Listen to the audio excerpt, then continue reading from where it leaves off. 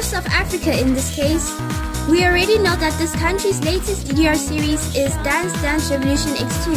However, this series is not the most abundant, i.e. the most accessible in terms of quantitative perspectives for all South African dance gamers to practice on. The most abundant DDR series within this country is the DDR EXTREME series, with 9 dance cabinets available nationwide. Since that this is the series where South African dance gamers are at most exposed to, there will be dance gamers that will desire to know information on features, modifiers, and various concepts on what does the Extreme series offer. For players to finally apply with manipulating these information within their own individual gameplays, so they can achieve outstanding performances and lean more towards experiencing a professional dance gaming lifestyle. However, this too will also apply towards the possible Kenyan dance gamers who will need to know these various information on the fundamentals of DDR EXTREME, since they do have the DDR EXTREME series available within the country. Are you guys ready? Let's get on the go! Yeah.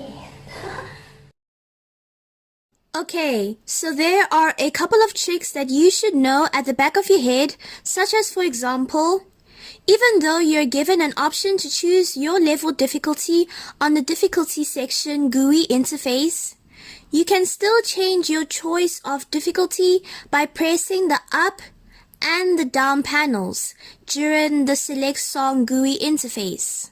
All of these features we'll be listing on today's documentary are usually the tricks that are necessary to know when you're drilling your training sessions on DDR EXTREME.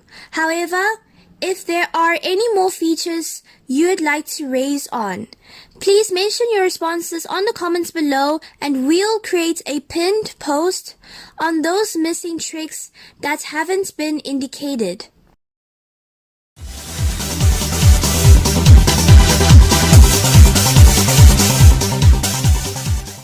Did you know that if you press these 2 buttons simultaneously during your song selection process, you can arrange your song folders in a way that it is convenient for yourself to find a song that you're specifically looking for efficiently? There are 5 ways on how this game arranges songs or even song folders. And a fun fact to know, you can actually find the song rearrangement indicator right on the top of the song's banner next to your stage and BPM indicators. Alright, so when you're done choosing your setup, like you obviously choose whether you're going to play singles play, doubles play, or versus play, and then after that you choose your level difficulty, and now you're taken to the song selection interface. Initially, like your initial projection when you reach to the song choice after you've done your settings, your songs will be arranged by the default Extreme game playlist, where you can see the random and the roulette slots. Alright, so if you're in a position now where your songs are arranged accordingly to the default Extreme game playlist, if now that you press these 2 side buttons simultaneously once for the first time, you will now have your songs arranged accordingly in packs, i.e. your DDR songs will be arranged accordingly to DDR series, dancing stage series, or Benami related versions.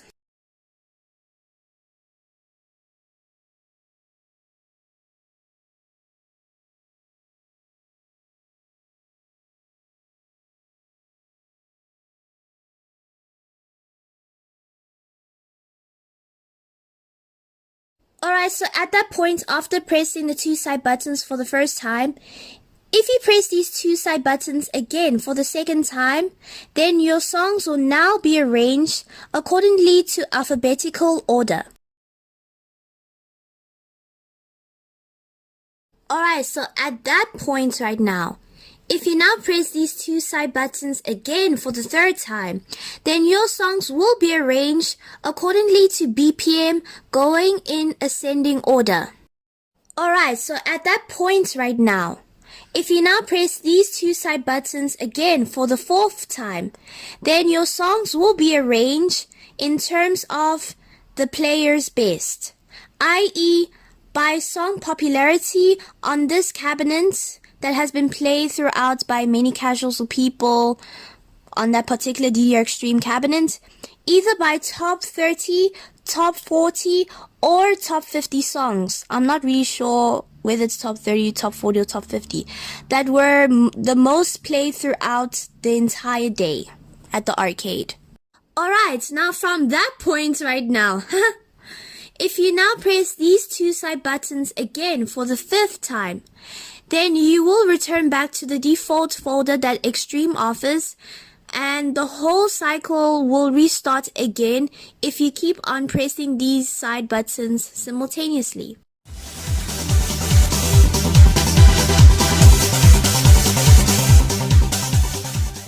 To access the options table, you'll have to pick a song that you're going to play first and then select it, but press the select button for a long period of time until you see this table pop up. This table is a set of modifiers that you can manipulate your gameplays to outperform them. The options table had evolved over time from the DDR Max series, the 7th mix of DDR, till now that you have plenty of new modifiers added within modern DDR series.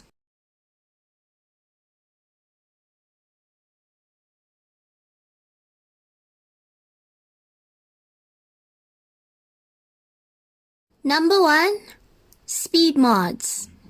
Okay, we're just going to take this clip cut from the DDR-X2 documentary to beautifully elaborate on what speed mods are all about in general, and then we'll add a bit more information on how these modifiers are being applied specifically towards the DDR Extreme series. It basically increases the speed of your arrows approaching towards the receptor. However, speed mods do not affect the BPM of the song. It doesn't change the whole dynamics of the song itself, i.e. speed mods are not equal to song music rate mods. This modifier only just affects your arrow scroll. In your long run as you advance in DDR, it really becomes super crucial on learning how to read fast speed mods, as they not only enhance your readability to see the arrows more clearly, as compared to it becomes really difficult to read the arrows when they are all compressed and compact, especially when studying high DDR levels. This modifier is one of the top tier essential keys to master the fundamentals of accuracy in DDR, i.e. marvelous attack.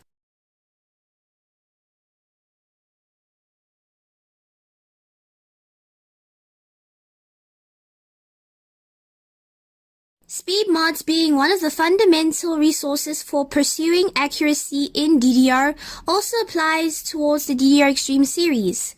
In fact, for all DDR series that have access to the options table integrated in-game. However, since the highest judgment window on DDR Extreme is perfect and usually on old mixes as well, whilst modern DDR versions, their highest judgment window is marvelous, pursuing accuracy on DDR Extreme will now be called perfect attack.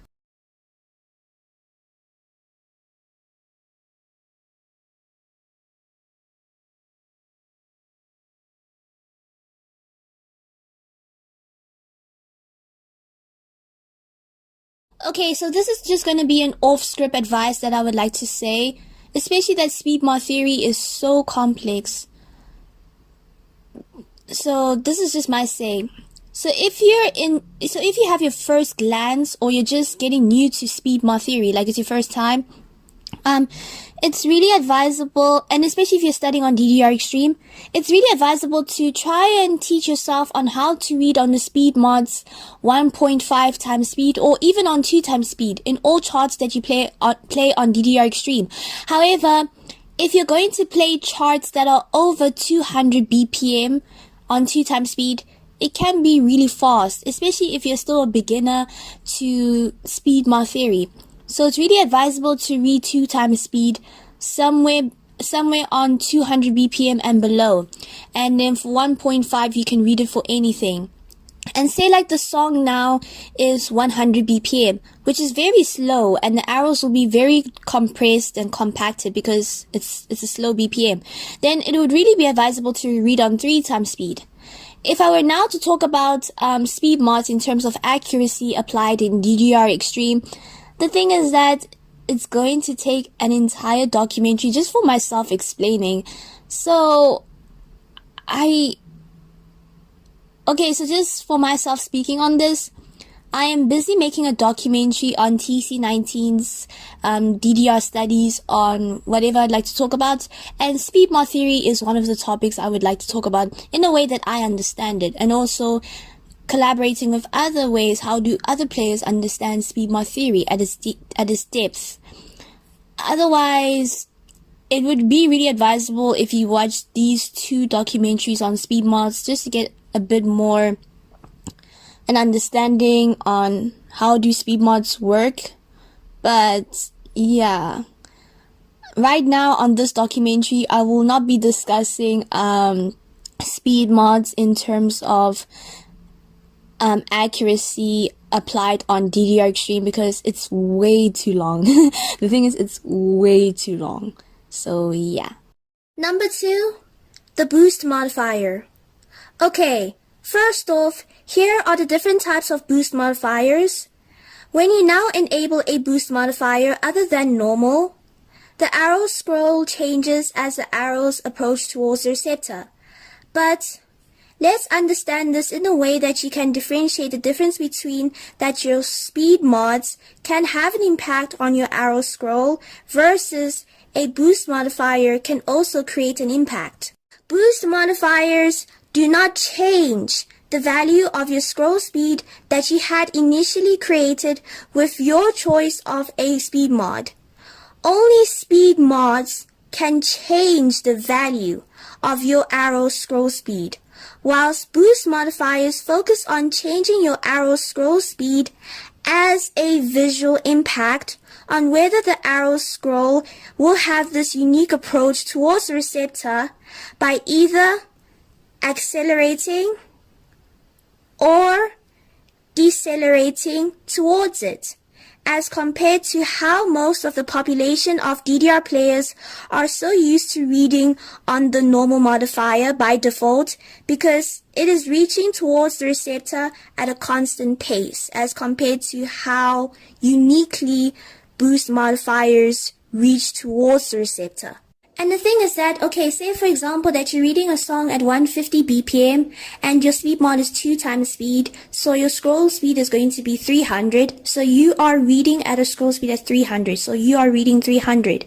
So if you insert a boost modifier, that boost modifier is not going to change that 300. But instead of yourself seeing the arrows move at a constant pace, you're going to see the arrows move at a unique like movement, either accelerating or deaccelerating towards the receptor. So boost modifiers really focus on the visual impact, and they do not change the value as compared to the properties that do speed mods do. With the wave boost modifier, it makes the arrow's visual movements go in a unique wave-like movement until the arrows reach towards the receptor.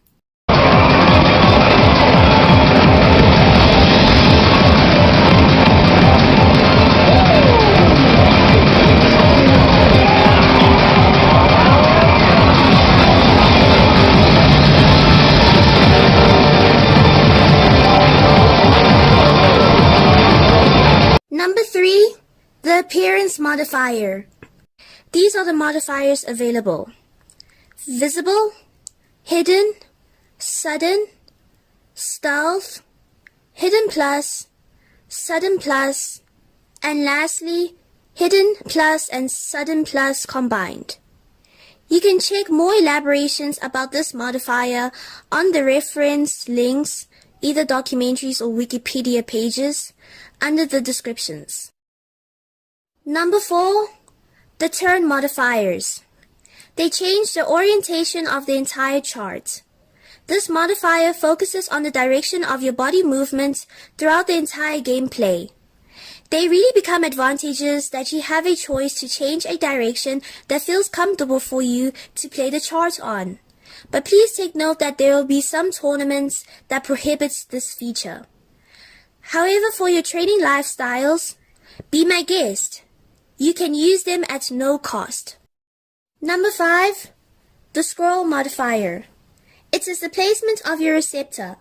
Most of the population of DDR players are up scroll readers, but we do have DDR players who are naturally down scroll readers, aka reverse players. Well, it's your choice. Number 6, the freeze arrow modifier. You can enable or disable your freeze arrows. Disabling them can really assist a lot with charts that have complex patterning styles invaded with freeze arrows, making it hard at first on how to execute that pattern properly. Like, for example, no one understood the near ending part of Splash Gold on Expert at first.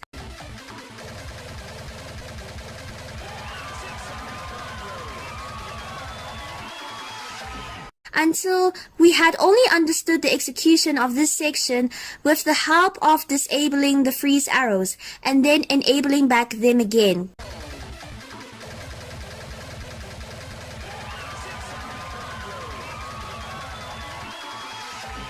Please only use disabling freeze arrows for studying purposes if necessary. Enable them back on for gameplay purposes because disabling freeze arrows will also degrade your scoring.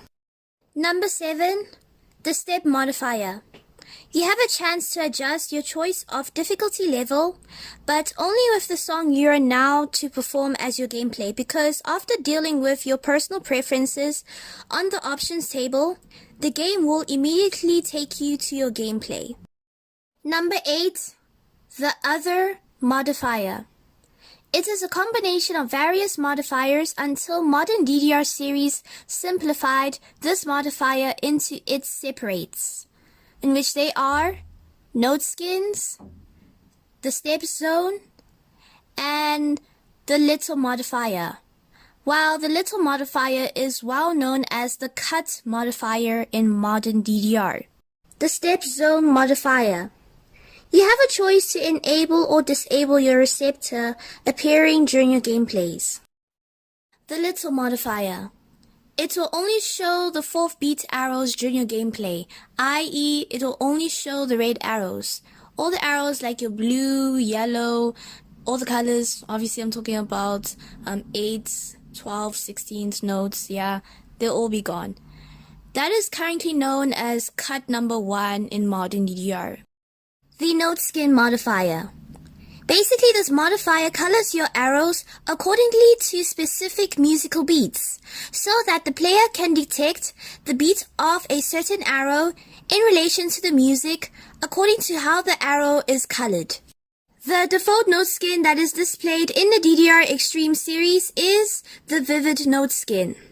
The reason on why we recommend you all to try out and learn other note skins rather than the Vivid note skin is for yourselves to easily comprehend the rules on how each distinct color of an arrow represents a particular beat, or how one color can represent various musical elements.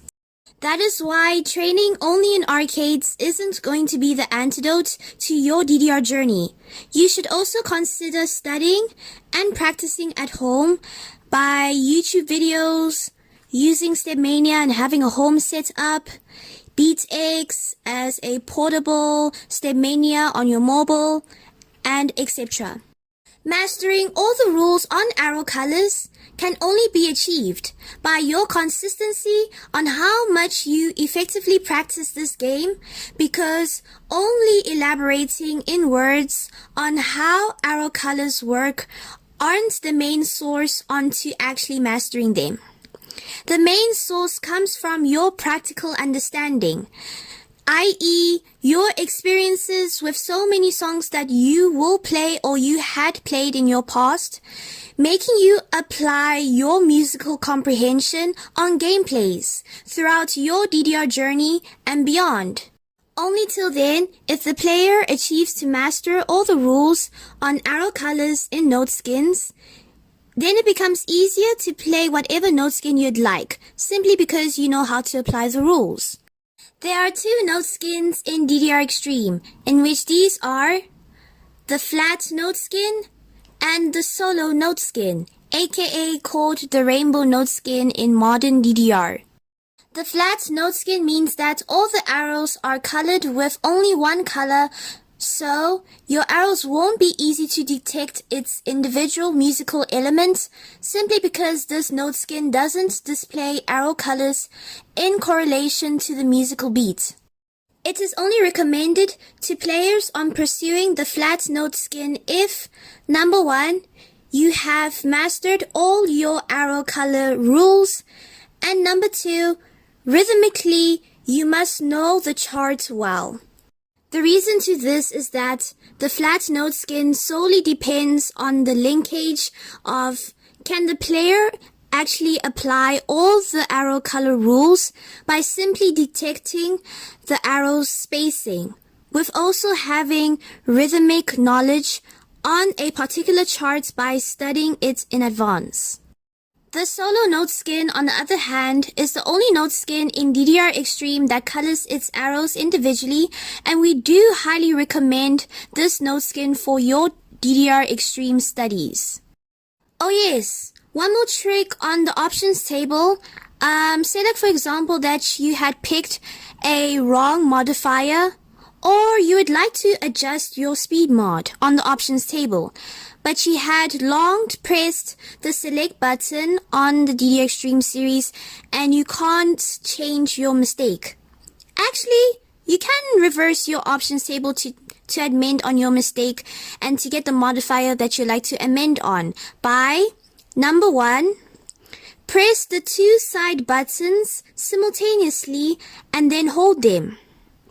And number 2, then press and hold the select button as you're still holding the two side buttons, and then you'll be able to amend your preferences on the options table. And that is basically all the modifiers on the DDR Extreme series that are available that you should take note of and use them for your advantage for outperforming your gameplays. Basically, no experienced player can neglect the options table. It's ineludible because it is what makes us understand the actual game itself.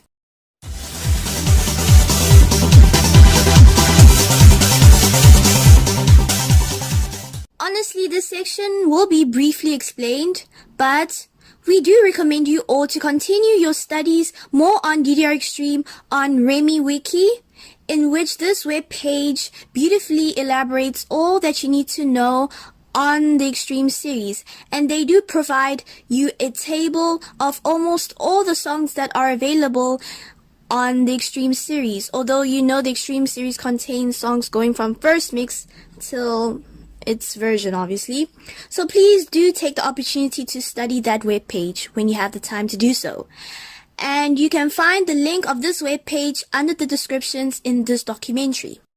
Alright, but to briefly explain the difference between extra stage and one more extra stage, i.e. encore extra stage, honestly, I'm just going to type it below all the differences that you'll need to know, and then I'm just going to let the video just delay so you can have the time to read through the differences, and that wraps it up.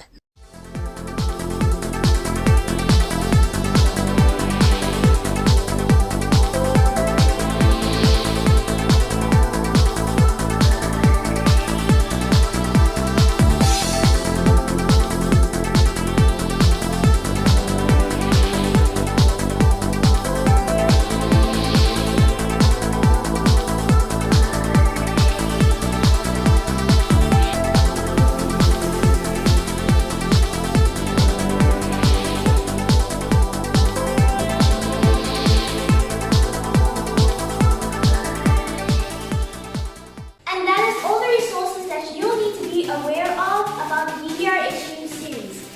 If you have any concepts or information that hasn't been informed within this documentary, or if you have any queries or confusion that you'd like to clear off, you may kindly add your responses on the comments below on this documentary, or you may email to us instead on our business email, which you'll find our email under the descriptions.